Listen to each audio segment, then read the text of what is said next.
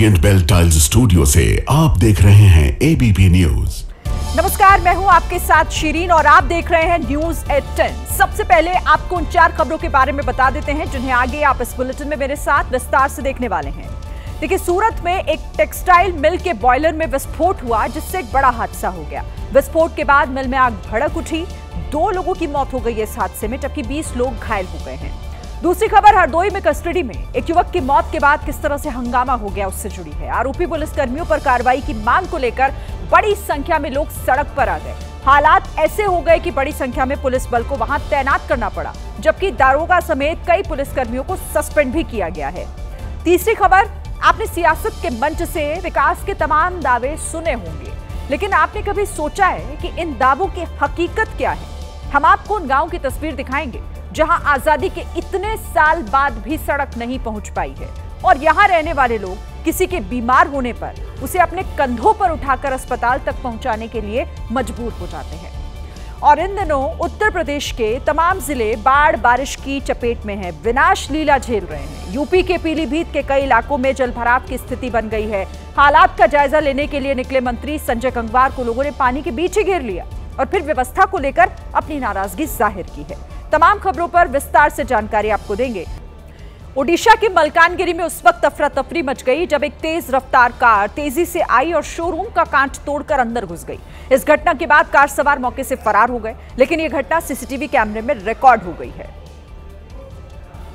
Car तेज रफ्तार से आंधी की तरह आई और शोरूम के कांच के दरवाजों को तोड़ते हुए शोरूम के अंदर घुस गई।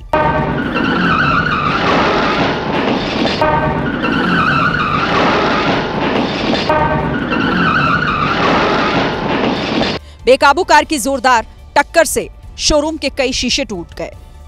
क्योंकि रात का समय था, इसीलिए कार ड्राइवर ने तुरंत अपनी गाड़ी रिवर्स कर ली और भाग निकला। शोरूम मालिक की शिकायत पर पुलिस ने मामला दर्ज कर लिया है और कार की पहचान करने में जुट गई है। इधर सूरत में एक टेक्सटाइल मिल में बॉयलर ड्रम फटने से एक बड़ा हादसा हो गया। इस हादसे में 2 लोगों की जान चली गई, जबकि 20 लोगों के घायल होने की खबर है। दरअसल बॉयलर में विस्फोट होते ही मिल में भीषण आग भड़क उठी, जिससे उठता हुआ धुआं दूर तक दिखाई पड़ा, जबकि मिल में अफरा तफरी का माहौल बन गया। आग पर काबू पाने के लिए फायर ब्रिगेड की 10 गाड़ियां मौके पर पहुंची, जिन्हें आग पर काबू पाने में काफी मशक्कत करनी पड़ी। हादसे में कई महिलाएं भी घायल हुई, जिन्हें अस्पताल में एडमिट कराया गया।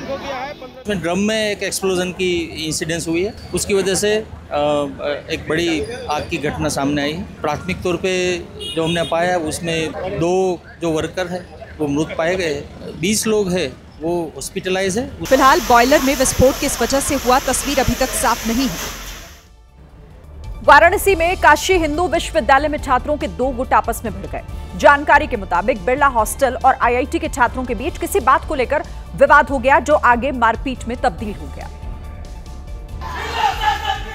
जिसके बाद दोनों ही गुटों के छात्र लाठी डंडे लेकर सड़क पर आ गए और देखते ही देखते बीएचयू का परिसर जंग का अखाड़ा बन गया।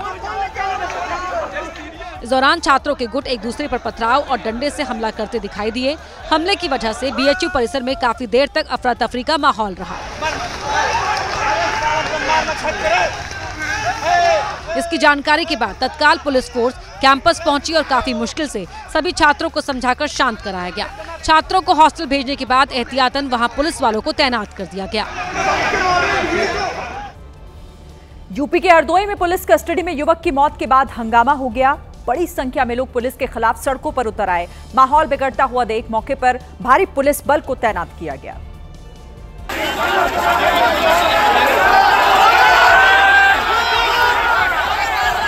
लोग मृतक के परिजनों के लिए मुआवजे और नौकरी की मांग को लेकर प्रदर्शन कर रहे थे। पुलिस ने काफी देर तक उन्हें मनाने की कोशिश की, लेकिन नहीं माने तो हल्का बल इस्तेमाल कर दौड़ा दिया। लेकिन बड़ी संख्या में सड़क पर उतरे लोग सड़क पर डटे रहे और नारेबाजी करते रहे।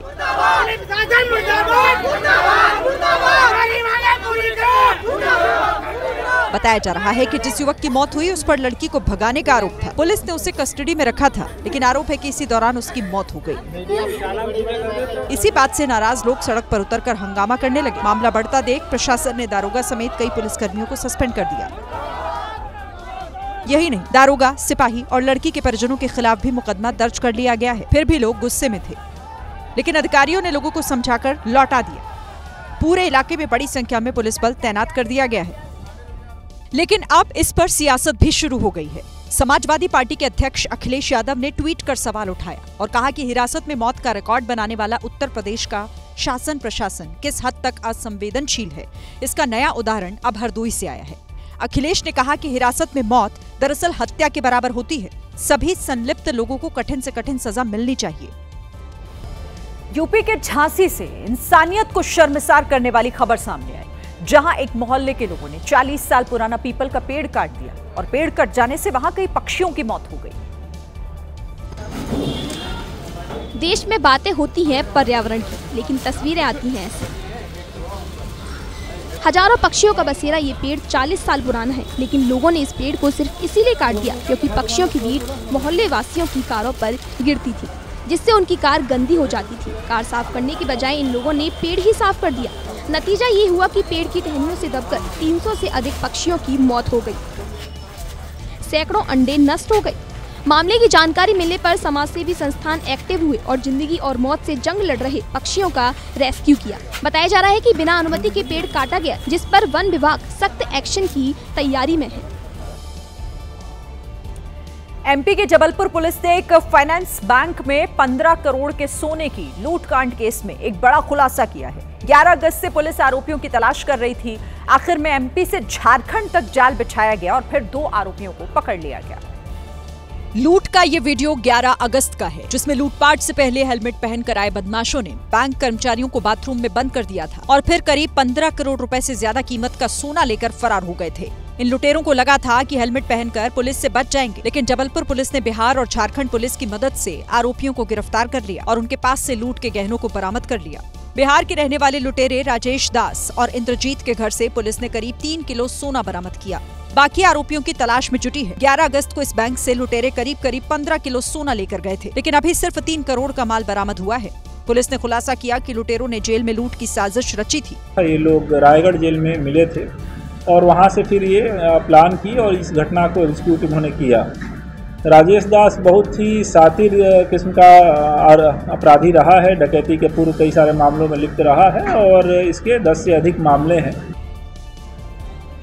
सड़क पर जाम की तस्वीरें आपने कई बार और कई जगह पर देखी होगी, लेकिन इस वक्त हरियाणा के गुरुग्राम से जो जाम की तस्वीरें सामने आ रही हैं वो हैरान करती हैं। ट्रैफिक जाम का ये वीडियो गुरुग्राम के उद्योग विहार का है। एक्सप्रेसवे और उसकी सर्विस लेन पर कई किलोमीटर तक जाम लगा है। दिल्ली से गुरुग्राम जाने वाले लोग फंसे हुए हैं। गुरुग्राम से बाहर निकलने वाले भी घंटों से इसी जाम में फंसे हुए हैं। तो आप तस्वीरें देखिए, उद्योग विहार गुरुग्राम का ये इलाका, जहां कितना लंबा जाम एक्सप्रेसवे पे लगा हुआ है, दिल्ली मुंबई एक्सप्रेसवे, और उसके वजह से आसपास के इलाके में भी जाम से 2-4 लोगों को होना पड़ रहा है। एक्सप्रेसवे और साथ ही सर्विस लेन, दोनों ही जगहों पर गाड़ियों की रफ्तार थम गई है। मध्य प्रदेश के टीकमगढ़ में भोपाल क्राइम ब्रांच ने हथियार बनाने की फैक्ट्री का भंडाफोड़ कर दिया। पुलिस वालों की आंखों में धूल झोंककर चोरी छिपे पिस्तौल बनाने का कारखाना यहां चलाया जा रहा था। सूचना पर पुलिस हथियार बनाने की फैक्ट्री पर पहुंची और जैसे ही पुलिस फैक्ट्री के अंदर दाखिल हुई, सामने हथियार बनाने की मशीन थी और इस कारखाने में बनाए गए कई पिस्तौल भी मिले। व्यक्ति को पकड़ा गया 2-3 दिन पूर्व और उसके पास एक अच्छी सोफिस्टिकेटेड एक वेपन मिला, पिस्टल मिली। पुलिस ने तुरंत मामले की जांच शुरू की और कड़ियां जोड़ते हुए इस फैक्ट्री तक पहुंची। ये फैक्ट्री एमपी के टीकमगढ़ में कुटीर उद्योग और कृषि उपकरण बनाने के नाम पर चल रही थी और इसमें तैयार ये हथियार एमपी के सीमावर्ती इलाके में बेचे जा रहे थे। इस फैक्ट्री के तार झांसी से जुड़े हैं। आरोप है कि एक ही घर के 3 सदस्य इन हथियारों को तैयार करते थे और पिछली 3 पीढ़ियों से हथियारों के अवैध कारोबार में शामिल हैं। पुलिस ने फैक्ट्री में तैयार कई हथियारों के साथ 5 आरोपियों को गिरफ्तार कर लिया है। और खास तौर पर इस पूरे मामले में जब तफ्तीश की गई तो उन्होंने लगभग सैकड़ों ऐसी पिस्टलें बनाई हैं। हिमाचल के सिरमौर से सैलाब का एक डराने वाला वीडियो सामने आया। लगातार भारी बारिश हो रही है, जिस वजह से पहाड़ से गिरते पानी का वीडियो लोगों ने बना लिया और फिर सोशल मीडिया पर इसे शेयर कर दिया। ऊपर से सैलाब गिर रहा था, नीचे बाबा बाडोलिया का मंदिर था और मंदिर के पास बने पुल से एक कार गुजर रही थी। पानी के इस प्रहार को देखकर लोग हैरान थे। पानी बहुत खतरनाक आ गया आज तो। पानी तो कभी भी नहीं आया। पानी जहां से गिर रहा था वहां भी एक मंदिर था और नीचे भी एक मंदिर।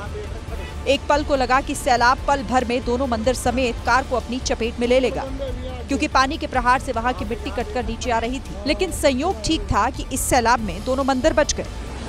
पानी बहुत खतरनाक आ गया आज तो। इतना पानी तो कभी भी नहीं आया। अगस्त का महीना खत्म हो चुका है और सितंबर शुरू हो चुका है, लेकिन बाढ़ बारिश वाली आफत अभी भी बाकी है। कई राज्य सैलाब की मार से बेहाल हैं। सैलाब के सितम का दिल दहला देने वाला एक वीडियो राजस्थान के टोंक जिले से आया है, जहां पानी से भरी हुई सड़क पर ड्राइवर अपना ट्रक लेकर चला गया, लेकिन कुछ ही सेकंड बाद पानी ने उसे अपनी ताकत दिखा दी। तेज बहाव के आगे ट्रक की एक ना चली और वो पलट गया। बताया गया कि लोगों के मना करने के बावजूद ड्राइवर ओवर कॉन्फिडेंस में ट्रक को पानी में ले गया था। वीडियो में दिखा कि सड़क पर आगे खड़े लोग ड्राइवर को बाईं ओर ट्रक मोड़ने को कह रहे थे, लेकिन पानी के बहाव के आगे ट्रक दाईं ओर मुड़ता गया और अगले ही पल वो नदी के पानी में था। हालांकि पानी के तेज बहाव के बावजूद ड्राइवर को लोगों ने बचा लिया। इसी तरह टोंक जिले की बनास नदी के तेज बहाव ने एक और छोटे पुल को अपने कब्जे में लिया। उस पुल से गुजर रहे युवक को पानी अपने साथ बहा ले गया था। आसपास के लोगों ने रस्सी की मदद से उसे बाहर निकाला। उधर पहाड़ों से नीचे गिरने वाले पत्थर लोगों की जिंदगी ले रहे हैं। एक बार फिर हिमाचल प्रदेश में लैंडस्लाइड की वजह से 2 लोगों की जान चली गई। उनकी गलती सिर्फ इतनी थी कि वो इस मौसम में पहाड़ पर बने हुए रास्ते पर चल रहे थे और उसी वक्त वहां पहाड़ से एक बड़ा सा पत्थर गिरा और उनकी गाड़ी के साथ जिंदगी भी तबाह हो गई। केदारनाथ की तरफ जाने वाले रास्ते में लावारिस हालत में पड़ी गाड़ी का पुर्जा टूटा हुआ दिखा। गाड़ी के इर्द गिर्द बड़े बड़े पत्थरों का ढेर पड़ा था। उसके दरवाजे खुले पड़े थे। गाड़ी के पहिए टेढ़े मेढ़े हो गए थे। बताया गया कि गाड़ी में 11 लोग सवार थे। उनमें से 2 लोगों की मौके पर ही मौत हो गई, जबकि कई लोगों को चोटें आई। बीती रात शिमला के रामनगर इलाके में भी बड़ा लैंडस्लाइड हुआ। यहाँ भी सड़क किनारे खड़ी कार इसकी चपेट में आई। गाड़ी के मालिक ने सोचा होगा कि सड़क के किनारे उसकी गाड़ी महफूज है, लेकिन वो भूल गया कि पहाड़ में इस वक्त खतरा हर जगह है। इधर हिमाचल प्रदेश के चंबा जिले में लोग जान जोखिम में डालकर नदी नालों को पार करते हुए देखे गए। नदी के तेज बहाव से खुद को बचाने के लिए लोग पत्थरों पर सीढ़ियां लगा रहे हैं और फिर एक दूसरे की मदद कर रहे थे। पानी के तेज बहाव को पार करने के लिए सीढ़ियों के अलावा इनके पास कोई दूसरा ऑप्शन नहीं था। बताया गया कि ये वो यात्री थे जो चंबा जिले के भरमौर और मनी महेश में फंस गए। अब सीढ़ियों की मदद से इनको सुरक्षित निकाला गया। सीढ़ियों के साथ लोगों ने लकड़ी को पुल की तरह इस्तेमाल किया और उसकी मदद से इंसानों के साथ जानवरों की भी जान बचाई। ये लकड़ी सही तरीके से पुल का काम कर रही है या नहीं, इसकी चेकिंग भी समय समय पर लोग कर रहे थे। हिमाचल प्रदेश जैसा हाल उत्तराखंड का भी है, जहां भारी बारिश की वजह से हर रोज पहाड़ टूट रहे हैं, मकान मलबे में बदल रहे हैं और ये खतरा कम होने की बजाय हर दिन बढ़ रहा है। देहरादून के विकासनगर में लगातार हो रही बारिश ने कई घरों को खोखला कर दिया। इन घरों की दीवारें ऐसे गिर रही थी मानो इनके अंदर कुछ भरा ही ना हो। ये गई।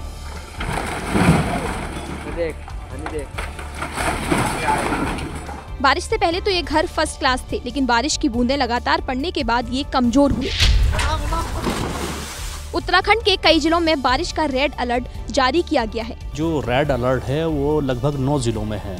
वहीं ऑरेंज अलर्ट की अगर बात करें तो 4 जिले हैं, रुद्रप्रयाग, चमोली, पिथौरागढ़, अल्मोड़ा।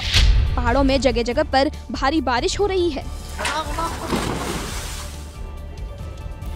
जम्मू कश्मीर के उधमपुर से बंटी ब्रिज के बहने का वीडियो सामने आया है। भारी बारिश की वजह से आए सैलाब ने उधमपुर के इस ब्रिज को एक ही झटके में बहाकर किस तरह से ले गया। आप देखिए, पानी का प्रहार इतना तेज था कि ब्रिज उसे संभाल नहीं पाया, आधे में से टूटकर बहने लगा। ये ब्रिज उधमपुर के समरौली में है, उस इलाके के लिए बहुत महत्वपूर्ण था, लेकिन अब पूरी तरह से पानी में बह चुका है।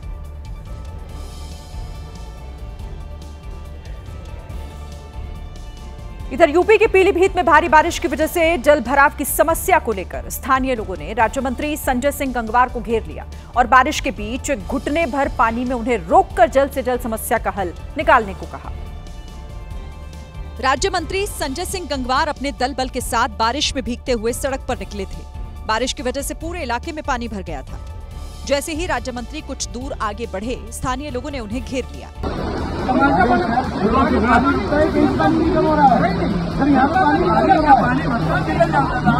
जिस वक्त राज्य मंत्री लोगों की समस्याओं को सुन रहे थे, उस वक्त पीलीभीत के डीएम भी मौके पर थे। जनता के साथ राज्य मंत्री ने भी जलभराव पर नाराजगी जताई और पालिका के ईओ को सस्पेंड करने की बात कही।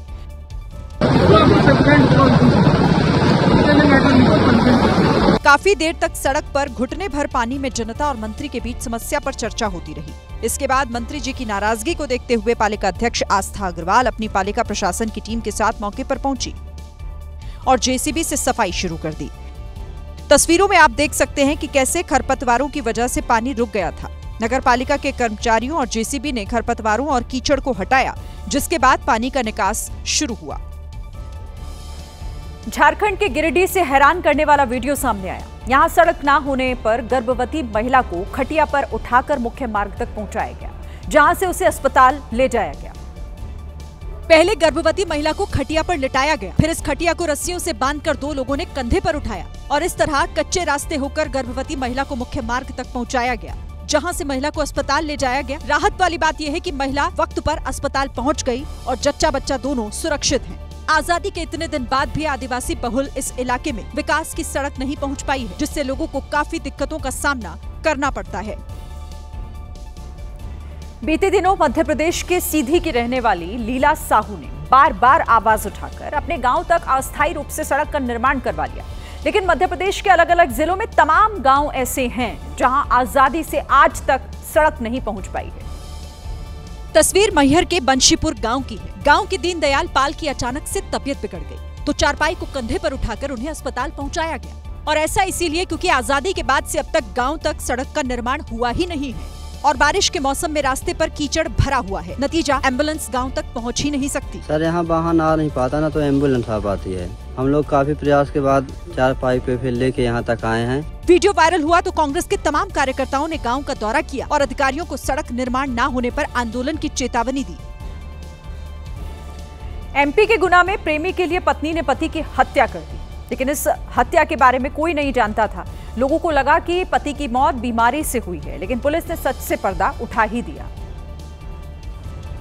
पत्नी ने बहुत चालाकी से पति को ठिकाने लगाया था। सबको विश्वास हो गया था कि कैलाश बंजारा नाम के व्यक्ति की मौत बीमारी से हुई थी, इसीलिए किसी ने कोई सवाल नहीं उठाया।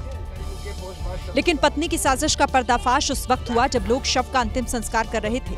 अंतिम संस्कार से ठीक पहले रिश्तेदारों ने इस महिला के पति के गले पर रस्सी का निशान देखा। जब जला रहे थे उस टाइम पे निशान पाए गए गले में, उसके में फांसी के फंदे वाले दोनों साइड में, और कानों में से ब्लड निकल रहा था। लोगों को शक हुआ तो पत्नी ने बिना पोस्टमार्टम कराए जल्दबाजी में पति का अंतिम संस्कार करवा दिया, लेकिन इससे मामला शांत नहीं हुआ।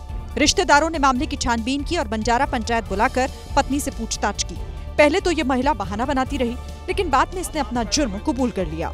इसने बताया कि इसने अपने प्रेमी प्रदीप भार्गव के साथ मिलकर अपने पति को मार दिया था। तो उसने बोला कि प्रदीप भार्गव को शाम को 6-7 बजे फोन किया कि गोली ला के दी, वो गोली उसने खिलाई है। फिर दोनों ने रस्सी की मदद से हत्या कर दी। महिला के कबूलनामे के बाद पुलिस ने संपोबाई और प्रदीप भार्गव को गिरफ्तार कर जेल भेज दिया है। उत्तराखंड के उधम सिंह नगर जिला अस्पताल में एक गर्भवती महिला की मौत होने पर 2 पक्ष आपस में भिड़ गए। महिला के ससुराल वाले और मायके वालों ने आईसीयू में ही मारपीट शुरू कर दी। तस्वीरों में दोनों पक्ष हाथापाई करते हुए नजर आए। वहीं जैसे ही दोनों पक्षों में मारपीट की स्थिति बनी, तुरंत ही एक पुलिसकर्मी दौड़कर मौके पर पहुंचा और दोनों पक्षों को अलग किया। बताया जा रहा है कि मायके पक्ष के लोग महिला को किसी निजी हॉस्पिटल में दिखाना चाहते थे, लेकिन ससुराल वालों ने उनकी बात नहीं मानी। वहीं इलाज के दौरान महिला की मौत हो गई तो दोनों पक्ष आमने सामने आ गए। वाराणसी में एक महिला ने छेड़खानी का विरोध किया तो कुछ लोग आरोपी के समर्थन में उतर आए और पीड़ित महिला से गाली गलौज करने लगे। इस दौरान किसी ने महिला से गाली गलौज कर रहे लोगों को रोका तक नहीं। यही वो छेड़खानी का वीडियो है जिसके बाद इस महिला ने हिम्मत दिखाई और आरोपी पर थप्पड़ों की बौछार कर दी। थप्पड़ मारने वाला ये वीडियो वायरल हुआ तो हर किसी ने महिला की तारीफ की, लेकिन आरोपी के परिजनों और मोहल्ले वालों को ये रास नहीं आया। उन्होंने उल्टा महिला को धमकाना शुरू कर दिया। गली के बीचों बीच महिला से बदतमीजी करते हुए इन लोगों को देखिए, इनकी बातों को सुनिए।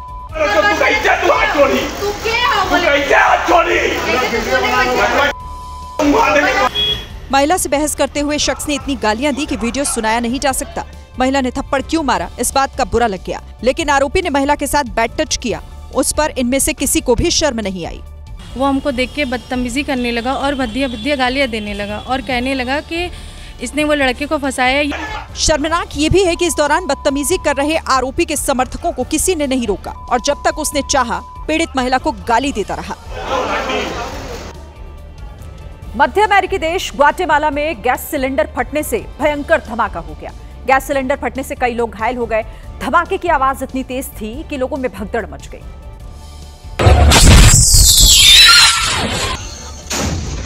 मध्य अमेरिकी देश ग्वाटेमाला के सांता क्रूज डेल क्विचेस शहर में गैस सिलेंडर धमाके के साथ फटा। सबसे पहले गैस सिलेंडर में आग लगी, जिससे फूड कोर्ट धू-धू कर जलने लगा। इसके बाद गैस सिलेंडर फटा और धमाके से फूड कोर्ट के चीथड़े उड़ गए।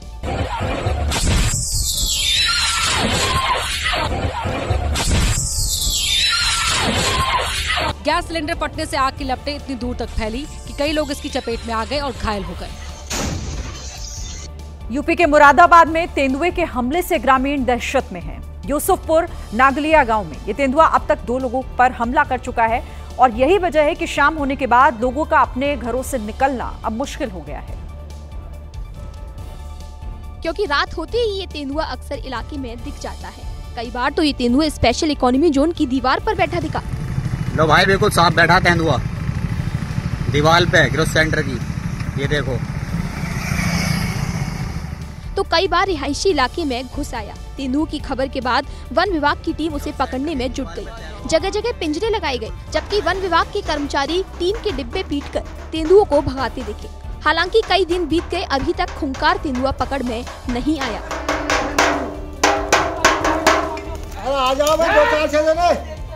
इस बीच ग्रामीणों को सतर्क रहने की सलाह दी गई।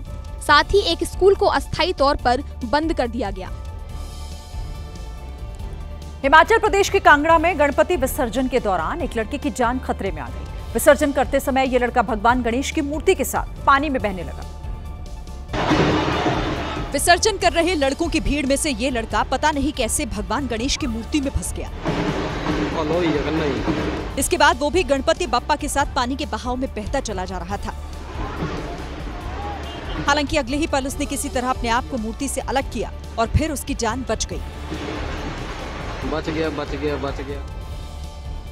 यूपी की योगी आदित्यनाथ सरकार ने सड़क सुरक्षा को बेहतर बनाने के लिए एक बड़ा कदम उठाया है। पूरे प्रदेश में आज से नो हेलमेट नो फ्यूल अभियान शुरू किया गया, यानी हेलमेट नहीं लगाया तो पेट्रोल नहीं मिलेगा, जिसका असर भी दिखा। राजधानी लखनऊ में बिना हेलमेट पेट्रोल भरवाने पहुंचे कई बाइक सवारों को वापस लौटा दिया गया, जबकि बिना हेलमेट आने पर कई लोगों का चालान भी कटा। साफ तौर पर जो पेट्रोल पंप के कर्मी हैं उनको निर्देश दिया गया है कि आप ऐसे लोग जो हेलमेट नहीं लगाए हुए हैं उनको पेट्रोल ही ना दें ताकि गाड़ी आगे नहीं बढ़ सके। कुछ ऐसी तस्वीरें गाजियाबाद से भी सामने आई, जहां बिना हेलमेट आने वाले बाइक सवारों को पेट्रोल पंप के बाहर ही रोक दिया गया। पुलिस प्रशासन के अधिकारी भी सड़कों पर उतरे और पेट्रोल पंप पर जाकर निरीक्षण किया।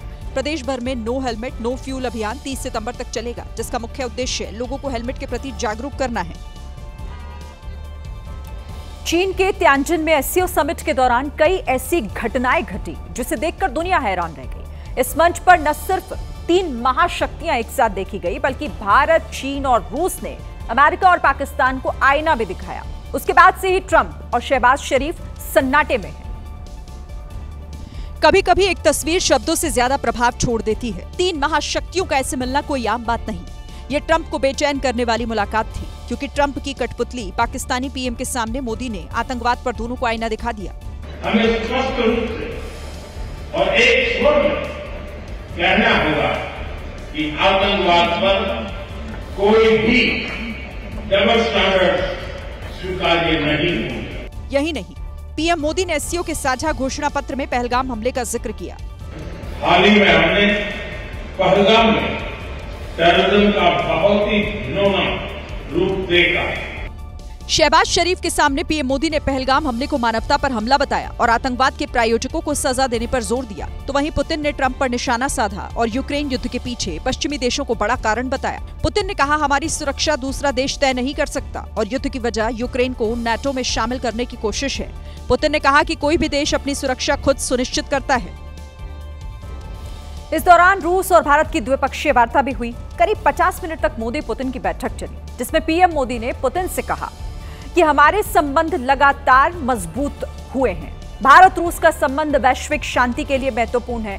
पीएम ने जोर देते हुए कहा कि हर हालात में भारत और रूस साथ हैं। पीएम मोदी ने यूक्रेन संघर्ष पर पुतिन के साथ चर्चा का भी जिक्र किया। तो वहीं पुतिन ने पीएम मोदी को मेरे दोस्त भी कहा। आज की मुलाकात से रिश्ते और गहरे होंगे, हमारे बीच दोस्ती और ज्यादा मजबूत होगी। पुतिन ने जोर देकर कहा कि रूस के लिए भारत अहम साझेदार है। ऐसा नहीं है कि ये सिर्फ और सिर्फ औपचारिक रूप से कहने के लिए इस तरह की बातें कही गई हों। तस्वीरों में वो गर्मजोशी देखी भी गई। क्योंकि द्विपक्षीय वार्ता के लिए मोदी और पुतिन एक ही कार में सवार होकर बैठक वाली जगह पहुंचे। बैठक से पहले पीएम मोदी आत्मविश्वास से भरे दिखे। चीन और रूस के नेताओं से दोस्तों की तरह मिले। पीएम मोदी ने रूस के राष्ट्रपति से हाथ मिलाते वक्त उनके हाथों पर थपकी दी। कुछ देर बात करने के बाद दोनों एक साथ एक दूसरे का हाथ पकड़कर चीन के राष्ट्रपति शी जिनपिंग के पास पहुंचे। यहाँ पर तीन महाशक्तियां दोस्तों की तरह जुगलबंदी करती दिखी। तीनों की ये मुस्कुराहट देखकर अमेरिकी राष्ट्रपति बेचैन हो गए होंगे, क्योंकि ट्रंप को इस बात का एहसास नहीं होगा कि पीएम मोदी इतनी जल्दी अमेरिका के टैरिफ का तोड़ निकाल लेंगे। पीएम मोदी ने एससीओ में बराबर की हैसियत से बात की और दिखा दिया कि किसी भी स्थिति में भारत किसी के आगे झुकेगा नहीं। पीएम मोदी ने आतंकवाद पर पाकिस्तान और अमेरिका के दोहरे रवैये पर भी सवाल उठाकर भारत की ताकत का एहसास दिलाया। एससीओ के मंच पर जहां प्रधानमंत्री मोदी दमदार तरीके से चीन के राष्ट्रपति और रूस के राष्ट्रपति से मिले, तो वहीं पाकिस्तान के पीएम शहबाज शरीफ बगले झांकते हुए नजर आए। वो बार बार रूस और चीन के राष्ट्रपति की नजरों में आने की कोशिश कर रहे थे, लेकिन एससीओ के मंच पर किसी ने भाव नहीं दिया।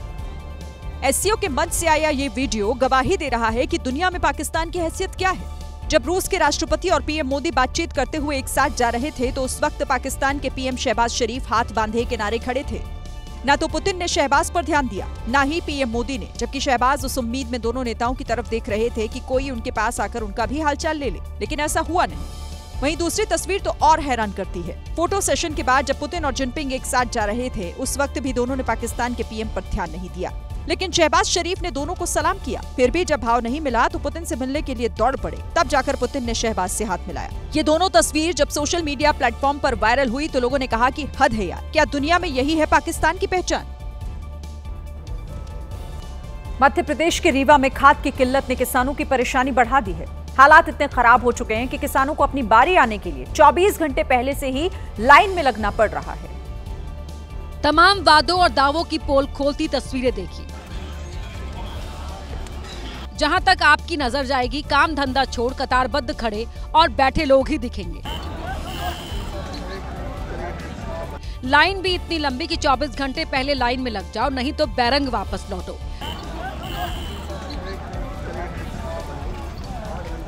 तस्वीरें एमपी के खाद वितरण केंद्र की है। वितरण केंद्र सुबह 11 बजे खुलता है, लेकिन रात 10 बजे यहाँ पांव रखने की भी जगह नहीं बची।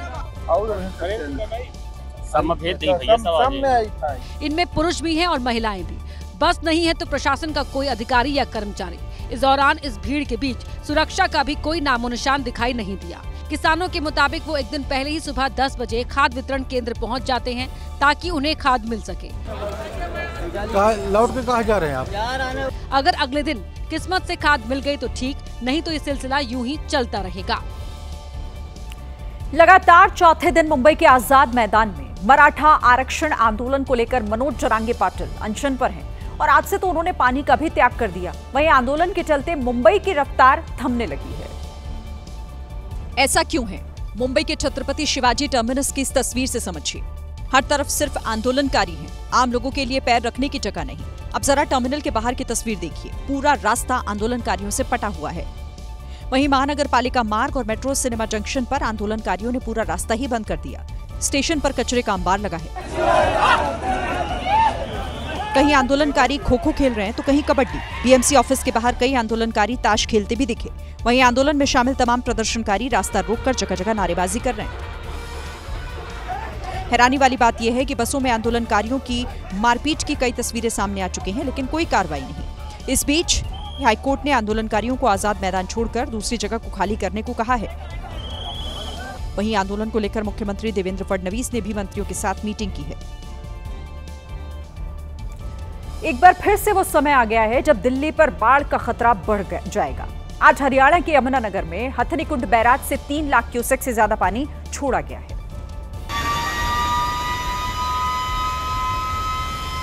पानी छोड़ते ही उसकी डरावनी आवाज के बीच वहां सायरन बज रहे थे।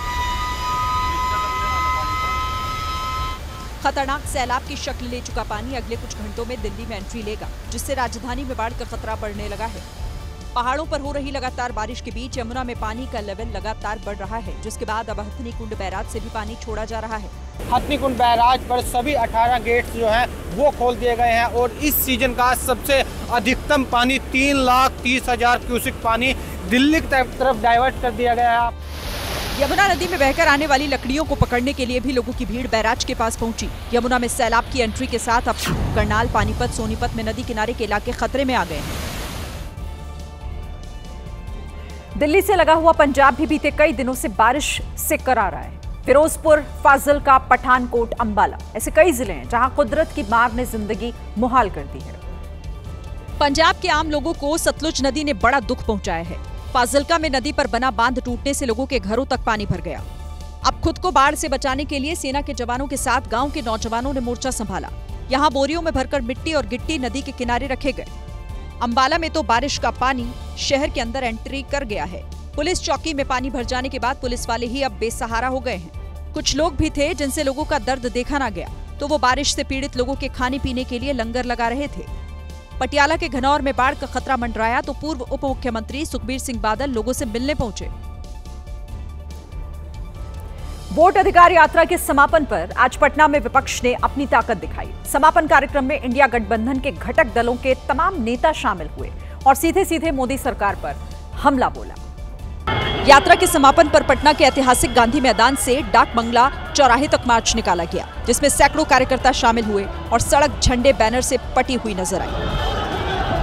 विपक्ष के नेता डाक बंगला चौराहे से आगे अंबेडकर प्रतिमा तक जाना चाहते थे, लेकिन प्रशासन ने अनुमति नहीं दी, जिस पर वहीं पर स्टेज बनाया गया और संबोधन शुरू हुआ तो राहुल गांधी ने सियासी मंच से आरोपों का हाइड्रोजन बम फोड़ दिया।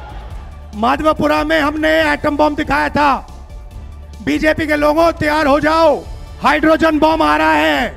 राहुल ने संकेत दिया कि वो जल्द नया खुलासा करने वाले हैं। वहीं तेजस्वी यादव ने एक बार फिर डुप्लीकेट सीएम और ओरिजिनल सीएम वाली हुंकार भरी और बीजेपी पर बिहार को ठगने का आरोप लगा दिया। ये मोदी जी चाहते हैं फैक्ट्री लगाएंगे गुजरात में, अब विक्ट्री चाहिए बिहार में, ऐसा होने वाला है क्या? वहीं कांग्रेस अध्यक्ष मल्लिकार्जुन खड़गे ने आगामी चुनाव में एनडीए की हार का दावा किया। यूपी के सहारनपुर में उस वक्त हड़कंप मच गया जब एक तेज रफ्तार डंपर सीधे एक दुकान में जा घुसा। राहत की बात यह रही कि हादसे के दौरान वो दुकान बंद थी।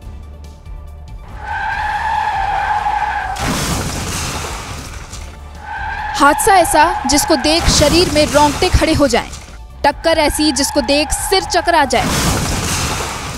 खाली सड़क पर डंपर का कोहराम देखिए। सीसीटीवी पर जब ट्रक दिखा तब पूरी सड़क खाली थी। सीधे चलते चलते ट्रक अचानक दाईं तरफ मुड़ा और सीधे दुकान में जा घुसा। इस दौरान ट्रक ने बिजली के खंभे को भी तोड़ दिया।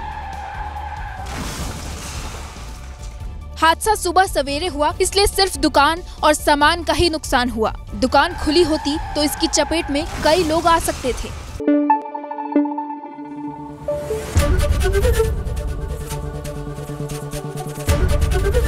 एबीपी न्यूज आपको रखे आगे।